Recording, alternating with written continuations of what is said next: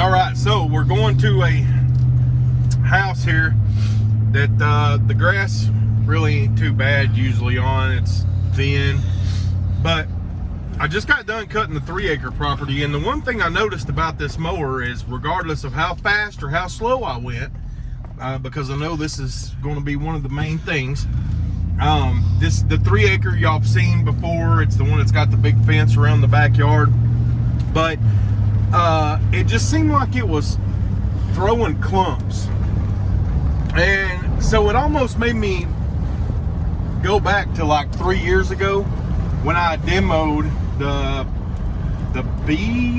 one below the ZK, and I love the cut quality, but I felt like I needed to just run over something twice to disperse the clippings better. Now on the 3-acre that we just did, that's what I felt like, is I needed to run over it a second time to disperse the clippings a little better. The property we're going to now, we'll see how it works. Once again, I mean, I don't think it's going to be an issue with it. The 3-acre was a little tall. I mean, we took maybe an inch off of it, so it really wasn't bad by any means, but just the way it dispersed the grass is about the only thing I've got right now that really just, and let's see how it does on the rest of these properties. So we're going to see how it does on the 2-acre property as well, the one everybody likes that's got the flagpole on it. We're going to see how it does on it and go from there. But I noticed on the 3-acre, it's very bouncy as well. Even though that platform's got a good suspension on it, it just feels real bumpy. It is real bumpy to me anyway. On that 3-acre, normally, I mean, it's not too bad, but it really felt bumpy to me today. And it's real windy out, so I thought that would help with dispersing the clippings, but it didn't. And I should have got y'all video of the 3-acre and showed y'all what I'm talking about, because it really is something that discourages me away from this mower. I mean, it's not, I don't know if another mower would have done it, because I don't have another mower with me to pull off and go, okay, well, it's just this mower. But I really did feel like it dispersed the grass differently than most of the other mowers. But once again, the cut quality is phenomenal on the Wright. So we've got some more properties to do. We're going to do this one. I'm going to video it for you. Once again, it should mow this one real nice.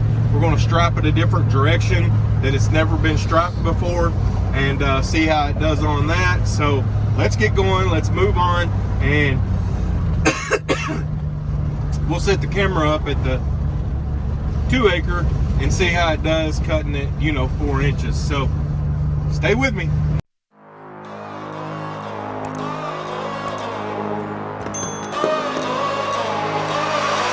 This day is gonna be the greatest memory, making history.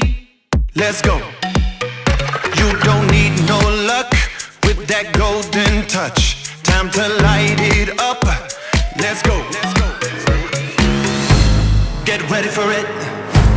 Get ready for it. Get ready for it. Yeah, this is it.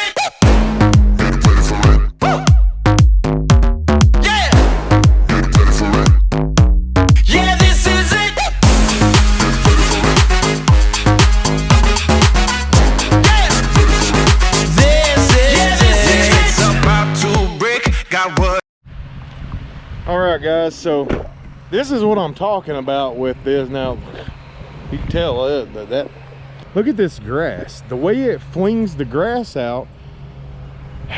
And I'm going to film this so you can see that I'm not going fast.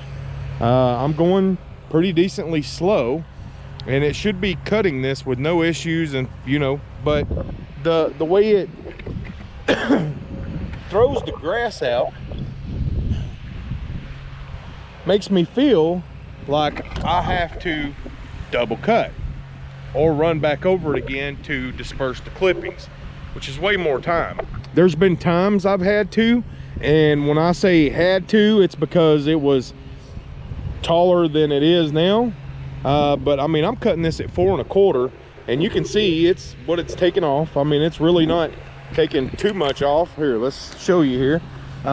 You know, I mean, this is what we're taking off, so it's not too bad.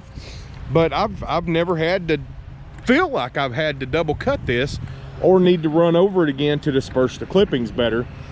And for some reason with Wright, I feel like I need to do that. That was the issue I had with when I demoed the last Wright mower about 3 years ago. Was I felt like after mowing a property and turning around looking at it, the way it dispersed grass made me feel like I needed to run over it again. And when you're mowing a property this big, I don't have time for that. I can't be doing that. And this property has to look good when I leave, so I'm going to end up having to run it over again. But we'll set you up here, get some footage, and let you see what you think. It's gonna take, go ahead and overstage it. Let's go. When you're made for this, yeah, it's obvious. Top another list. Let's go. Get ready for it. Get ready for it. Get ready for it. Yeah, this is it. Get ready for it. Get ready for it.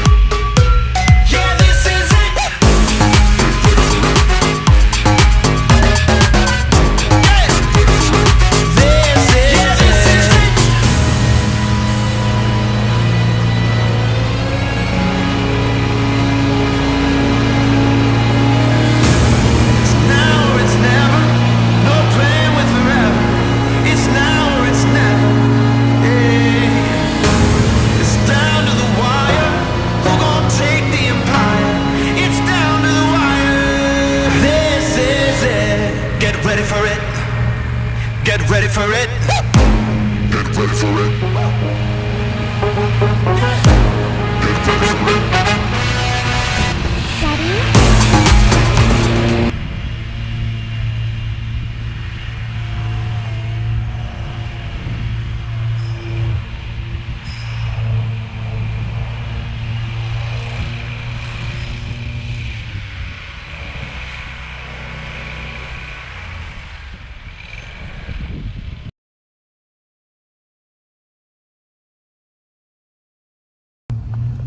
All right, so I'm calling it a day. It is 6:30.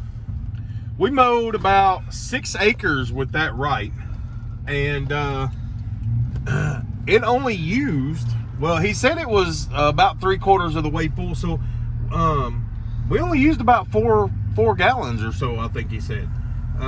If that was right, I mean, that's pretty good coming from a 37 horsepower. Compared to, you know, a 25.5. I know my Toros use about a gallon per acre, and so if that one used way less, then hey. But I put that mower on just about any and every property I could fit it on, and I definitely want a Stander for sure. But I don't know if the Wright is the right choice because of the disbursement. There's two things that, and I said this a couple years or 3 years ago when I was looking at mowers too, and I demoed the one below the ZK, the X, or the, I don't know, the I, the X, the I don't know what it is, but anyway, so I demoed a 52 from Lawn and Leisure about 3 years ago, before I bought the Grandstand, when I was demoing everything. And that was the only downfall I had with that mower, was I loved the cut quality, but the grass disbursement, I felt like I needed to double cut, not double cut, but raise the deck and disperse the clippings more. So with that being said, that's the only downfall I've got with the ZK is, and it did it on 2 properties. If it wasn't too much, then it did great. But once you start, you know, like you seen that 3 acre, well, you didn't see the 3 acre, like you seen the 2 acre we just did, the way it disperses the grass, even going slow, And I feel like I wasn't cutting much off of that. But I'm also used to a wider baffle or a wider discharge on the Toros, to where maybe that's why, you know, maybe what's the word I'm looking for? Maybe my expectations are too much going to a mower that the discharge is a little smaller to make the clippings finer. So anyway, let me know your comments down below. What do you think? I like the mower. It bouncy. It's real bouncy. It bounced me quite a bit. Even though some of these properties really ain't they're not too bumpy, but that mower kind of made them feel bumpier than I'm used to by all means. So, you know, I don't know if that's, the tire pressure was at 13 and a half. Maybe the tire pressure had something to do with it. I'm not a mechanic. I just wanted, you know, I'm wanting to demo these mowers. I'm definitely looking at selling the Z-Master and getting something else. So as of right now, I've demoed the ZK and I've demoed the Ferris. So we will see. I really would like more time with them both, but if I had to personally choose one right now, it would probably be the Ferris. And there's a couple reasons for that. I like everything about the Ferris, the cut quality, the adjustment for but I'm going to say this, the hydros on that ZK are very, very nice and smooth. I really, really like how smooth the hydros are on that mower. So everything's got a pro and a con. It's just, you know, it's your company. You got to choose what's right for you. I've demoed the two mowers that I'm interested in, which is the ZK and the Ferris Z3X. So we'll see what happens. I've still got to sell my mower before I can do anything, but that's going to do it for this video. So let me know your thoughts down below. Don't forget to like, comment, subscribe. I will see you in the next video.